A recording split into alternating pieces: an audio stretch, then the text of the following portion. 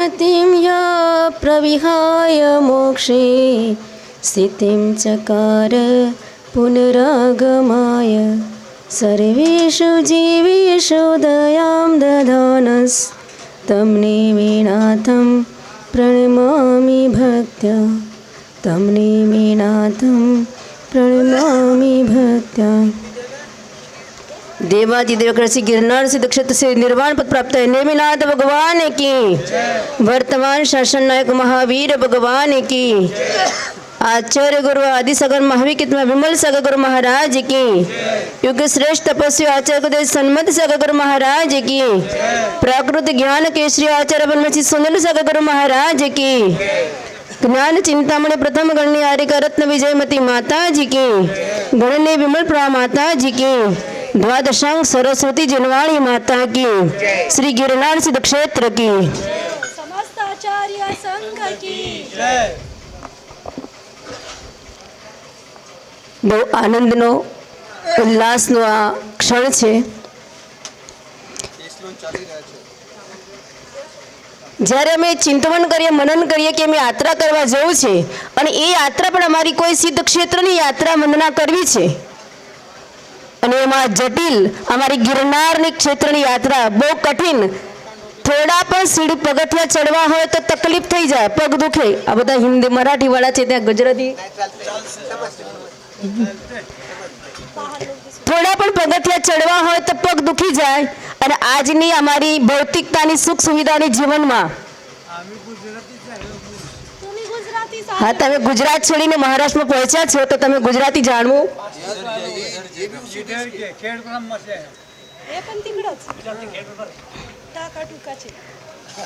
તો જ્યારે અમે 10,000 સીડીઓ ચડવાની ભાવના બનાવીને गिरનાર સિદ્ધ ક્ષેત્ર પર પહોંચીએ છીએ અને અત્યારેનો જે સમય છે સવારે મીઠી મીઠી ઠંડી લાગતી હોય આપણી ઈચ્છા હોય કે થોડુંક તો કંઈ કવર કરી લઈએ વિચારો કે નહીં વિચારીએ કે થોડું શરીર અમારું કવર થઈ જાય એવી પરિસ્થિતિમાં જ્યારે અમે યાત્રાની શરૂઆત કરીએ અને ત્યાં અમે બહાર નિર્ગ્રંથ સંતના સાક્ષાત દર્શન થાય ત્યારે અમને એક ક્ષણ માટે વિકલ્પ થઈ જાય કે અમે તો સ્વેટર પહેરી છે અમે તો લાંબી વાયવાળું જબ્બો પહેર્યો છે કે શર્ટ પહેર્યું છે અને આવી ઠંડીમાં થોડી મીઠી મીઠી લાગે છે છતાં પણ શરીર ખુલ્લું હોય ને થોડું તો આપણું શરીર કંપાઈ જાય કાંપે કે નહીં કાંપે તમે મફલરવાળા તમે ટોપીવાળા દાદાને ખબર હશે અને એવી પરિસ્થિતિમાં અમે જ્યારે કોઈ વાળ ઓળતું હોય વાળ ઓળતું હોય અને એમાં એક વાળ ખેંચાઈ જાય તો કેવી પરિસ્થિતિ થાય શું થાય બધાને ખબર છે કાંસકામાં એક વાળ આવી જાય તો થોડુંક અને કોઈ છોકરું નાનું છોકરું બી ખેંચી લે તો તને ખબર નથી પડતી અને કદાચ થોડો વધારે ખેંચાઈ ગયો હોય તો આપણો હાથ પણ એ બચ્ચા છોકરા પર ઉઠી જાય એવી પરિસ્થિતિમાં સાક્ષાત આપણે અહીંયા જોઈએ છીએ આચાર્ય ભગવંતની પરમ કૃપા તપસ્વી सम्राट सन्मत सागर गुरुदेवना के जे पद पर चिन्हों पर चलने वाला एमना पद पर आसीन प्राकृत आचार्य गोंदर सुनील सागर गुरुदेव ने परम कृपा परम वात्सल्य प्रेम नो आ साक्षात क्षण से हमने लाभ મળે છે કે અહીંયા પર મહારાષ્ટ્ર મુનિ મહારાજના કેશલેખ તમે દ્રશ્ય નિહાળી રહ્યા છીએ કેટલી નિર્ભીકતાથી દ્રશ્ય આપણે જોઈએ છીએ એટલી નિર્ભીકતા એનાથી પણ અનેકવિધ નિર્ભીકતાથી ઘડતાથી એ સંત કેશલેખ કરાવી રહ્યા છે चिंतन करो मनन करो एनी करे प्रेक्टिकल करी जो एक वार तो पोतानो खेचो ट्राय तो करो केवी रीते खेचाय मात्र एक अहींया तो ग्रोथ में खेचाई जाय छे पण ए सारी सामर्थ्य अने शक्ति जे मळी छे अने साक्षात विराजमान गुरुदेवना माध्यमथी मळी छे જ્યારે સંતોનો મેળાવડો હોય અહીંયા નાતે પોતાના અમારા વિદ્વાન નગરીના બધા ભક્તો આવ્યા છે હું તમને હમણાં ઓળખતી નથી ગામમાં ગયેલી છું હમણાં तो ए नगरना भक्तो तो खबर हशे तो बधाने जाणकारी हशे कि ज्यां विद्वानोनी टोळी होय पंडितोनी टोळी होय अने ए नगरमां कोई नवो पंडित आववानो होय समाचार मळी जाय कि गामनी बहार कोई पंडित आवे छे अने एनी इच्छा पण गाममां आववानी प्रवेशनी तैयारी चाली रही छे तो गामना पंडितोमां शुं थाय खलबली मची जाय मचे के ना मचे અમે તો એટલા હોડમાં બેઠા છીએ ને આ નવો ક્યાંથી આવી જશે અને નવો આવશે તો નવાનું પોતાનું ઘર કરશે બધાને બીક તો હોય જ एवी एक नगर और नगर में पंडितों विद्वानों गुरुओं ए नगरी भरेली होती સંપન્ન વિદ્વાનોથી, પ્રાય કરતા બહુ બધા વિદ્વાન, અનેક પ્રકારની જ્ઞાનથી વિદ્વત્તાથી પ્રાપ્ત એ નગર ભરેલું પંડિતોથી. અને એકવાર એ નગરની બાજુમાં એક સુંદર ઉદ્યાન ઉપવન હતું. એ ઉપવનમાં સંતનું આગમન થયું. નગર તો ઓલરેડી સંતોથી ભરેલું જ હતું, બહુ બધા સંતો હતા. અને નગરમાં સંતના એક સંઘનું આગમન થયું. અને ત્યાં જાણકારી ગામમાં ધીરે ધીરે ફેલવા લાગી કે આ નગરના ઉદ્યાનમાં ઉપવનમાં જે સંત બિરાજમાન છે, એમની સાધના, એમની ઉપદેશની મહાત્મા, એનાથી લોકો બધા ત્યાં જોડાવા લાગે છે અને સંતને આમંત્રણ આપે છે.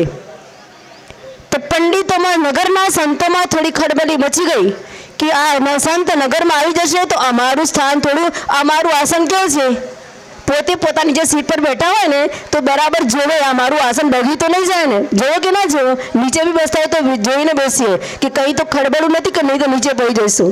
તો એ સંતોને પણ પોતાના આસનની વિકલ્પ ચિંતા થવા લાગી કે અમારા માધ્યમથી આ સંત નગરમાં આવી જશે તો અમારું આસન ભાઈ ડગમગી તો નહીં જાય ને, કે જે લોકો અમારા સાનિધ્યને છોડીને ઉપવનમાં ત્યાં સુધી જાય છે અને તેની પ્રશંસા નગરમાં એકબીજાને સંભળાવે છે, તો નિશ્ચિત કંઈકનું કંઈક કારણ હશે અને કંઈક ખળબળી થશે.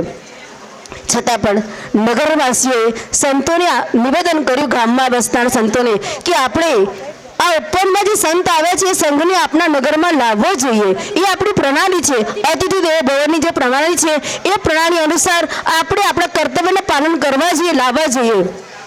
અરે તમે બધા એને ઓળખતા નથી, એ તો નિર્ગ્રંથ સંત તો એવા જ હોય, એમને આપણામાં પાડવાની, પ્રપંચનામાં લાવવાની કંઈ જરૂર નથી. એ તો બધો માત્ર ડંગ છે, એમને લાવીને શું કામ છે? અનેક પ્રકારથી આપણે પોતાના ભક્તોને એમને સમજાવી લાવવા નથી. પણ છતાં પણ પ્રતિદિન એ સંતોની ચરણોમાં જવાવાળા શ્રાવક બંધુ, ત્યાંના ભક્તજન, એમની ભક્તિ એ સંતના ચરણોમાં એટલી બધી કડક થઈ ગયેલી કે નહીં, અમે કંઈ પણ થાય પણ લાવવા છે. તો નગરના સંતોને પણ વિકલ્પ થયો કે આ બધા એટલા બધા જોડાઈ ગયા છે તો મારે કંઈક સંકેત રૂપ એમને માટે મોકલવો પડશે, તાકી એ સંત સમજદાર હશે તો મને મારી સંકેતને સમજી જશે. એમણે સંતોએ એમના ભક્તોને, નગરના ભક્તોને વાત કરી, કોઈ વાત નહીં, તમે એમ કામ કરો, આ હું તમને એક આપું છું ગ્લાસ દૂધનો ભરેલો છે, એ તમે સંતના ચરણોમાં જાવીને એમને સમર્પણ કરી દેજો. બોલવાનું કંઈ જ નથી, મારા દ્વારા મોકલેલો એ જો ગ્લાસ છે એ સંતના ચરણોમાં મૂકી દેવાનો, તમને આપ્યો છે એટલી વાત કરી દેવાની. તમે તમારા જે અભિવાદન કરો છો અભિવાદન કરી અને સંત તમને જે જવાબ આપે એ જવાબ તમે પાછા આવજો, પછી આપણે વિચાર કરીશું. ઠીક છે? જે ગ્લાસ આપ્યો હોય તો બધા ભક્તજન ગયા અને ઉપરમાં બિરાજમાન સંઘના મુખિયા, સંઘના નાયક, જે સંઘના આચાર્ય, એમના ચરણોમાં એ છલોછલ ભરેલો દૂધનો ગ્લાસ ચરણોમાં મૂકી દીધો. સંત તો સ્વાભાવિક સમજ લેવાના કે જેમણે સંતત્વને ધારણ કર્યું છે, જેમણે સાધારણ માર્ગ અપનાવે છે, જેમણે સંસાર શરીર ભોગોને છોડીને માત્ર નિષ્કામ ભાવનાથી તપસ્યાની માર્ગ પર આગળ ચડી ગયા છે, એમને સમજતા, કોઈ પણ વસ્તુને સમજતા ક્ષણ માત્રની પણ વાર લાગતી નથી. એ તમારા સંકેતોને 10 ગણા સારા સમજી શકે છે. એવા મહાન સંત જેવો ત્યાં દૂધનો ગ્લાસ ભરેલો મૂકવામાં આવ્યો અને સંકેત કરવામાં આવ્યો, અમારા નગરના સંતોએ આપના માટે આ ભેટ મોકલી છે. સંત તો મહાન પારખું હતા, જોહરી હતા અને એમના ચરણોમાં ભક્તોએ આવીને જે વિવિધ દ્રવ્ય ચડાવેલું એ દ્રવ્યમાં એક પુષ્પ પણ હતું, સુંદર પુષ્પ. અને સંતે એ પુષ્પને ઉઠાવ્યું અને એ ગ્લાસના જે દૂધથી છલોછલ ગ્લાસ ભરેલો હતો એ ગ્લાસની ઉપર એ ફૂલને મૂકી દીધું. અને આવેલા જે બધા ભક્તોને વિચાર કર્યો, એ આ તમે લઈ જાઓ અને તમારા જે સંતે આ મોકલાવી છે એમને તમે આ પહોંચાડી દેજો. લઈ ગયા, પહોંચી ગયો. જે માન કશાયથી, જે અહંકારથી, જે પદની હટી જવાની, છીનવાઈ જવાની ડરથી જે સંતોએ આ ગ્લાસ મોકલાવ્યો હતો, અને જ્યારે પાછો પહોંચ્યો અને એનો સુરક્ષિત અને વિશેષ કંઈ પ્રાપ્ત કરીને જ્યારે પાછો પહોંચ્યો તો સંત તો એનું મહત્વ સમજી જ ન શક્યા. એમનો ઈરાદો જે હતો એ તો મોકલાવ્યો એ સમજી ગયા સંત, પણ સંતે જે પાછો જવાબ આપ્યો એ સામે જે મોકલાવવાળા, દૂધ મોકલાવવાળા સંત સમજી નહીં શક્યા. પણ એમના મનમાં નિશ્ચિત થઈ ગયું, એમને નિશ્ચિત ધારણા કરી લીધી કે જે સંત નગરના ઉપરમાં બિરાજમાન છે એમની દ્રઢતા, એમની સાધના, એમની ચર્યા સામે મારે નમ્રભૂત થવું એ પરમ આવશ્યક છે, કારણ કે એમની સાધના વિશ્વમાં કहीं બીજી કોઈ જગ્યાએ જોવા નહીં મળે. અને એની દાદ ભાવનાની સાથે સારા સંત પોતાના નગરવાસીઓ સાથે એ જ દૂધનો ગ્લાસ લઈને ત્યાં ચરણમાં આવે છે અને આવીને સંતને પ્રણામ નમસ્કાર કરી અને એ પૂછ્યું કે અમે તો તમને આ દૂધનો ભરો ગ્લાસ મોકલાવ્યો, પણ તમે આ રીતે આ પુષ્પ ઉપર મોકલાવ્યું તો અમે કંઈક સમજી નહીં શક્યા. અમારે એમને સમાધાન જોઈએ છે.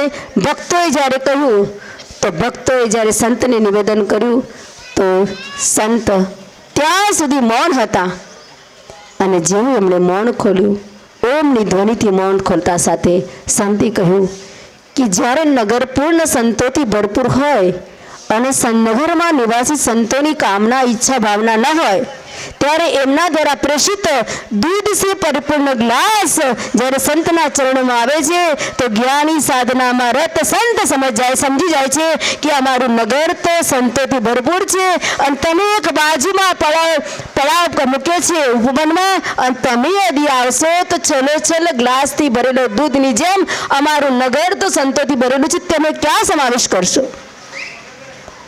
પર દિગંબર સંતની સાધના એવી હોય છે, દિગંબર ગુરુઓની સાધના એવી હોય છે, એ દ્રશ્યમાન કરવા માટે સંતે એ પુષ્પ ઉપર જે મૂક્યું અને એ દર્શાવ્યું કે ચલો ગ્લાસ ભરે ચાહે દૂધથી ભરેલો હોય એની ઉપર પણ પુષ્પ નિર્લિપ્ત તરતું હોય છે, રહેતું હોય, સમાવેશ કરી જાય છે. એ કોઈ બોજિલ નથી હોતું, એ કોઈ ભારી નથી પડતું સમાજ માટે. એના માટે સમાજને કોઈ પણ પ્રકારનું કષ્ટ નથી, કોઈ પણ પ્રકારનો ખર્ચ નથી, કોઈ પણ પ્રકારની પીડા નથી. એવી રીતે સમાજમાં પણ કેટલા બી સંત ભરેલા હશે પણ નિર્ગ્રંથ સંતોથી નગરમાં જશે તો એ પ્રકારે ફૂલ જેમ સમાવેશ જાય છે ગ્લાસ કે અંદર, એવી રીતે અમારા નિર્ગ્રંથ સંત પણ સમાવેશ થઈ જશે. એવી ઉત્કૃષ્ટ સાધના એ તો નાતે સમાજવાળે તો બહુ દેખી છે, ચતુર્માસ કરાવી છે. અને નાતે પોતાની સમાજ એવી છે, પરીક્ષા પ્રદાની સમાજ છે. હું એમને બહુ કહું કે હું પણ બહુ રહી છું, મને નથી ઓળખતા, હું દીક્ષાપુરમાં રહેલી છું. એ હું દાદાનું નામ ભૂલી ગઈ છું જેમના ઘરે રહેલી છું. नहीं महाराज, हाइट छोटी थी, दोनों की पति पत्नी साथ प्रतिमाधारी थे. मंदिर के गांव में मंदिर के पास में रहते, चूल्हे पर रसोई बनाते थे. अरे मेरे को नाम याद नहीं. उनकी एक बेटी अकुलज में है, एम नहीं, अरे वो मैं बताऊंगी, मुझे ध्यान में नहीं आ रहा है. मंदिर, पुराने मंदिर के पास आदिनाथ मंदिर है, कौन सा है, चंद्रपुर, उसके मंदिर के पास में ही छोटी छोटी हाइट वाले थे दोनों जन.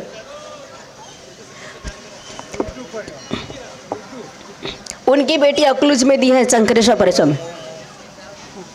जो भी हम तो नाते पोते की परीक्षा प्रदान इसलिए मैं એટલા માટે કહું છું કે સાચું શું છે એ જોવે. અને એમને સાક્ષાત આચાર્ય ભગવંત કો આચાર્ય પદ મળ્યા પછી એમના દર્શન થયા અને એમને આચાર્ય ભગવંતમાં સાક્ષાત નિર્ગ્રંથતાના દર્શન થયા અને એમની ભાવના થઈ કે આવા સંત અમારા નગરમાં આવવા જોઈએ. આવા સંત અમારા નગરમાં આવશે તો અમને જ્ઞાનની તો પ્રાપ્તિ થશે જ, સાથે સાથે એમની ચર્યાથી અમે અમારા સમાજમાં ચર્યાની, વાસ્તવિક ચર્યાની જે અમને ઉદ્બોધના મળશે, અમને જ્ઞાન મળશે અને જ્ઞાનમાંથી અમારા પણ કલ્યાણ થશે. એવી ભાવના સાથે એમને ચતુર્માસ કરાવ્યો. ચતુર્માસ એકલું જ નહીં કરાવ્યું, વિહાર પણ કરાવ્યો. જ્યારે શ્રવણ બેગલા પહોંચ્યા ત્યારે સ્વામીજીના મનમાં ભાવના આવી કે અમે આચાર્ય ભગવંતને પ્રાકૃત જ્ઞાન માટે આ બહુ પંડિત છે તો એમના વિચાર આવ્યો હશે. પણ જ્યારે આચાર્ય ભગવંતને પ્રવચન માટે કહેવામાં આવ્યું તો આચાર્ય ભગવંતને પ્રાકૃતમાં જ પ્રવચન કર્યું. ત્યારે ત્યાંના શ્રવણ બેલગોળાના ભટ્ટારકજીને એટલું આશ્ચર્ય થયું કે હું તો ચાહતો હતો કે અહીંયા બહુ વિશાળ પ્રાકૃત જ્ઞાન પ્રાપ્ત કરીને જાય, પણ એમની જ્ઞાનની સામે તો અમારા વિચારના કંઈ પણ તત્વ છે નહીં. અને તરત જ એમને પ્રાકૃત આચાર્યની ઘોષણા કરી. એવી મહાન આચાર્ય નાની ઉંમરમાં, 18 વર્ષની ઉંમરમાં દીક્ષા લીધી. અને દીક્ષા નથી લીધી, સાધનાના માર્ગમાં એમણે ગહન અધ્યયન કરીને પોતાના જીવનને તો કલ્યાણ કર્યું, પણ અનેકવિધ શિષ્યોને, અનેક શ્રાવક બંધુને પણ એ માર્ગમાં જોડવાનો પૂરો પ્રયાસ કર્યો છે. એ આચાર્ય ભગવાન સુનિલ સાગર મહારાજ બારંબાર નમસ્કાર કરતી હો. જો આચાર્ય ગુરુદેવ સુનિલ સાગર મહારાજ કે